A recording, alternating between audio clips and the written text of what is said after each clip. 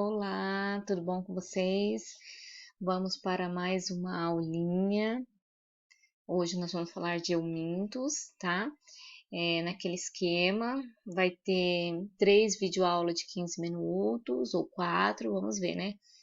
Como que vai ser. Mas como vocês estão vendo, é tudo muito tranquilo. Parasitologia é uma disciplina tranquila, então não puxa tanto para vocês, tá, pessoal? Que são os eumintos, então, né? Nós vamos falar de eumintos transmitidos por ovos e por larva. Agora, nas primeiras aulas, serão por ovos, depois eu falo por larvas. Os eumintos, gente, eles pertencem, como eu já havia comentado, ao reino animal, tá? Então, pertence à mesma classificação de reino que nós. Olha lá, os eumintos são vermes que estão excluídos no reino animal e distribuídos em plateumintos e nemateumintos. Nós iremos estudar agora os nemateumintos. Vou falar a diferença deles no próximo slide, tá? Mas também iremos falar sobre os plateumintos daqui a pouco, mais para frente. Aqui é a classificação, né, de filo, classe, família, gênero e espécie que a gente trabalha. A gente trabalha o gênero e a espécie. Vamos hoje falar do Ascaris, né, nessa ordem que segue a ordem das espécies. Vamos falar do Ascaris lumbricoides, Toxocaracanis, Enterópios vermiculares, Strongyloides stercularis, Ancylostoma, Duodenalis, Néctar americano, Trichuris, Trichiuris e o Schereria bancroft. Então, vamos falar de todos esses nemateuminto. Às vezes eu tenho que falar um pouco mais rápido, porque não posso falar em uma só aula, porque não dá tempo, né? Então, eu vou selecionando os mais comuns, mas tem que falar de todos. Depois vou ter que falar dos plateumintos e aí assim vai. Gente, quando eu falo nemateuminto, porque são os vermes cilíndricos arredondados, tá? Alongados. Os plateumintos vai ser vermes achatados. Por exemplo, a tênia é um exemplo que vocês conhecem, né? Tênia cisticercose de plateuminto. Agora nós estamos falando de nemateuminto. São vermes redondinhos, cilíndricos, alongados. Ele não tem segmento, ele é liso, comprido. Tem tubo digestivo, boca e ânus, tá? Ele pode ser de centímetros a milímetros, né? Então, ele pode ser pequenininho ou pode ser grande, né? O ascar, ele chega até medir 20 centímetros no nosso intestino. São dioicos. O que significa isso? Tem macho, tem fêmea. Sempre a fêmea vai ser maior, porque é ela que carrega os ovos, né? E o macho vai ser menor, e também o macho, se você ver numa setinha que eu apontei ali, ele tem uma extremidade arredondada, tá? Então, assim, você consegue diferenciar um ascaris, a famosa conhecida como lombriga, né? Conhecida como lombriga, se você sabe diferenciar quem é macho e quem é fêmea, olhando a olho nu, tá? E o ciclo deles são monexênico. O que é isso? Só tem um único hospedeiro, o homem. O homem é o único hospedeiro. Então, o Ascaris lumbricoides só tem um único hospedeiro, que é o homem, tá?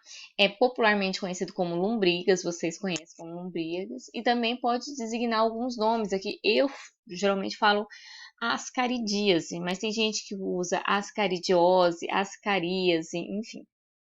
Então, a ascaridíase é a doença causada pelo Ascaris lumbricoides, tá? Então, esse é o nosso verme adulto. O Ascaris, gente, possui duas formas evolutivas, né? Nós estávamos falando lá nos protozoários, a tripomastigota e a mastigota e promastigota na leishmaniose, enfim.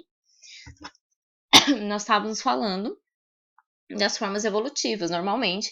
E aqui as formas evolutivas do Ascaris vermes adultos, que já estão formados, né? Tem o macho, tem a fêmea, e tem os ovos, tá?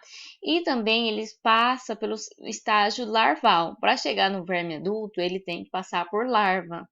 né? Então, a gente vai ingerir os ovos, vai romper esses ovos, vai liberar a larva, e a larva então cresce e forma um verme adulto. Então, esse é o ciclo mais ou menos. Então, para chegar em verme adulto, ele passa por larva.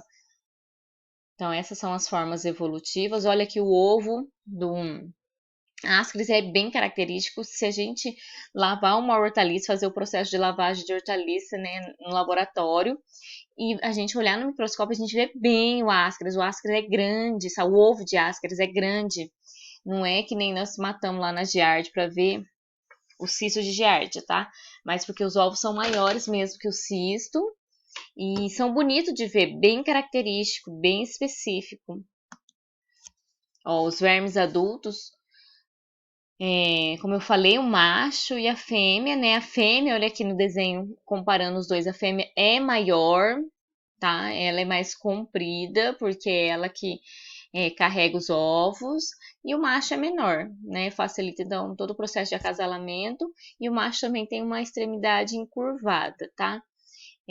São geralmente de cor branco, marfim meio rosado, enfim, né? Tem boca, tem ânus, são estruturas evoluídas. Ó, a fêmea chega a medir de 30 a 40 centímetros, gente, é extremamente grande. Imagina você ter no seu intestino uma lombriga, como falam, né, de 30 a 40 centímetros, né? É grande. Então, além de ser comprida, ela é grossa. E os machos medem de 15 a 20 centímetros, tá? Então, os dois, assim, tem uma proporção de 20 centímetros, mais ou menos, né? Mas sempre a fêmea é maior. Então, gente, e existe, é uma doença muito comum, existe. O certo é fazer o tratamento certinho todo ano, porque o ascaris é uma doença muito comum.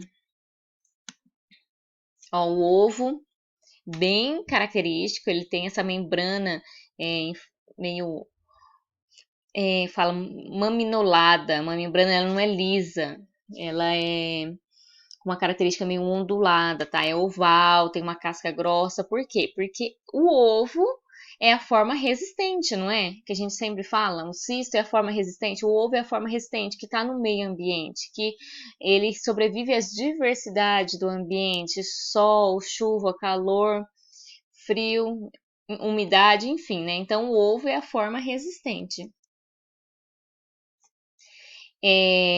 A gente fala que os ovos do Ascaris lumbricoides, eles são ovos gel-eumintos. O que é isso? Ele precisa de um tempo no ambiente, no solo, na terra, para se tornar fértil. Para que a gente possa, para que ele possa contaminar o homem, infectar o homem, ele precisa de um tempo para embrionar, né? Ele precisa de uma temperatura ideal de 25 a 30 graus, uma umidade ideal, tá? O que significa isso? Eu posso ingerir ovos de ascaris que não estejam férteis, que não estejam embrionados. Posso ingerir, só que eu não vou me infectar. Eu só vou me infectar se eu ingerir ovos de ascaris lumbricoides embrionados, férteis, tá? Onde, ó, aqui é um ovo nessa imagem inférteis.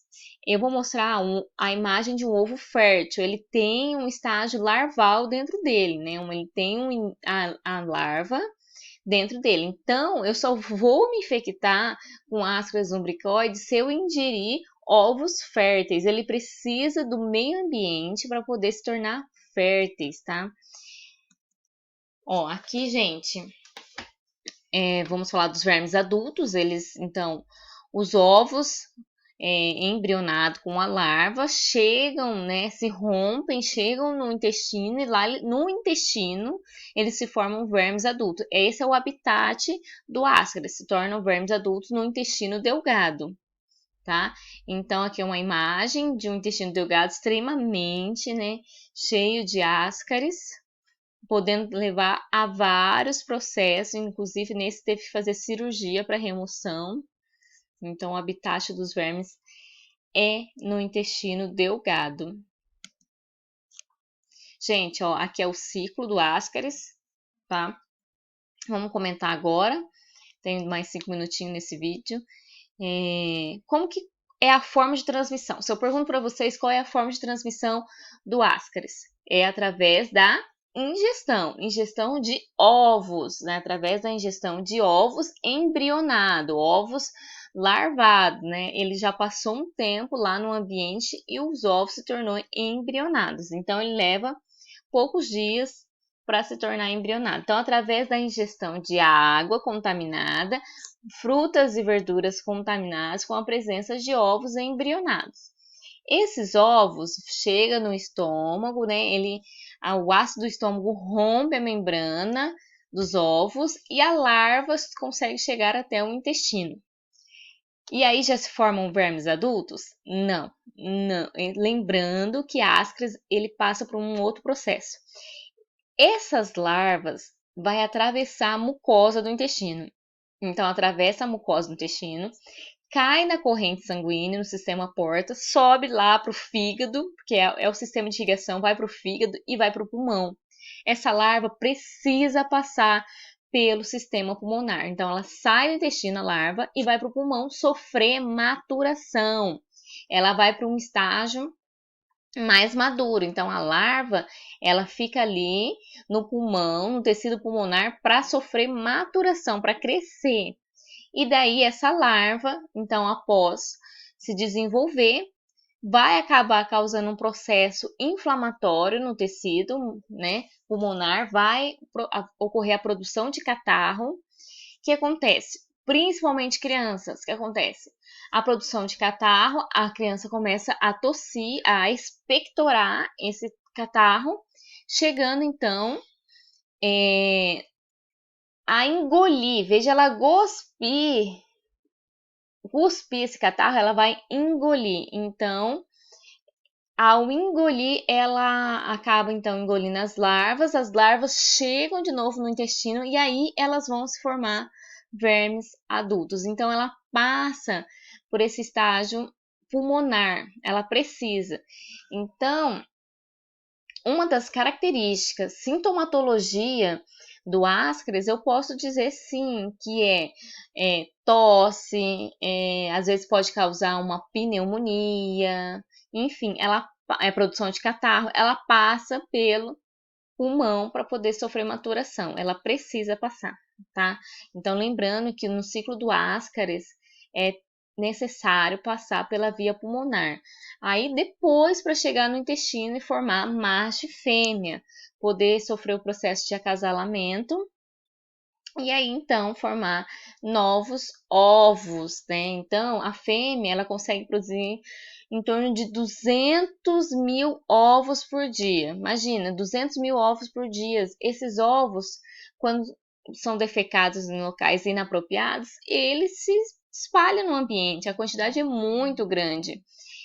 Vamos pensar ali numa agricultura, no processo de agricultura, lá no sítio, na fazenda, e de repente o agricultor não tem onde defecar, ele não consegue chegar num local apropriado, defeca ali mesmo, próximo às hortaliças. Vem chuva, vem vento, vem poeira, enfim.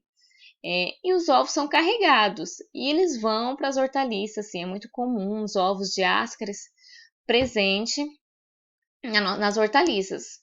Né? Por isso que a gente fala todo o processo de lavagem. Eles são pesados, né? Os ovos. Então, é água corrente para que ele possa cair esses ovos das hortaliças e ir para o ralo, né? Mas eles são resistentes, né? Aquele tratamento que a gente faz com hipoclorito, eles são resistentes. Então, o que eu recomendo é a água corrente, tá? O detergente ele faz com que esses ovos deslizem mais fácil. Então, é a fricção das hortaliças em água corrente.